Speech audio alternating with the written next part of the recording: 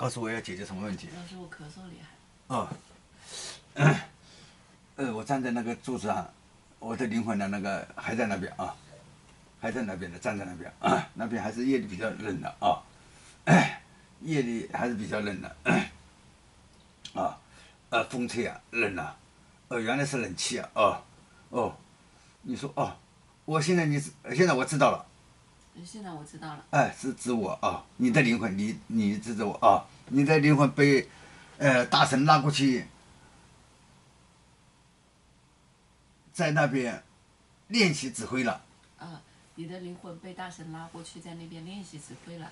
不久你要在那边单独指挥了。不久你要在那边单独指挥了。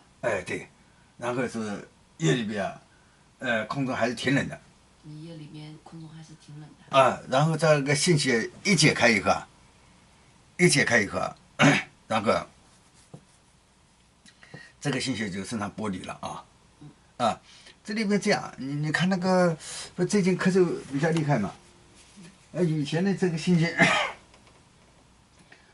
都在我自己身上，的那个自己解自己的是有的时候人家观众看不明白了。另外呢，如果稍微复杂一点呢，自己解自己的操作起来，外人看起来就是不是自己解自己有点不太明白的啊。人家外人看不懂，我这边当然是一样。以前呢，我临排我爸爸或者妈妈的时候呢，正常是我姐告诉我的。一般情况下呢，都是我同我姐连线连线以后呢，她像是案主我承担的角色是导师的角色实际上都是自己的父母嘛。这样角色分开的时候呢，操作就更方便一点观众看得清楚。观众看得清楚，对我来说，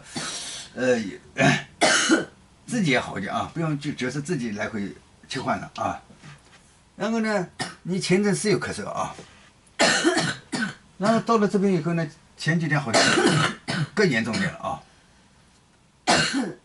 实际上那个信息转到你那边也就是把以前那个比较复杂的那个信息先留着，等到你过来以后就相当于你是案主，我是导师，这样就是分开了进行。但是现在你绝大部分已经完事了只剩了一点点了大概很快也这种严重的那个听起来比较严重的那个症状也会很快就过去了实际上是这么回事。所以呢，我就一对比一观察以后，就发现到了这边好像严重了。实际上是以前不太方便处理的案例呢是留着这回事大概是这么一个状况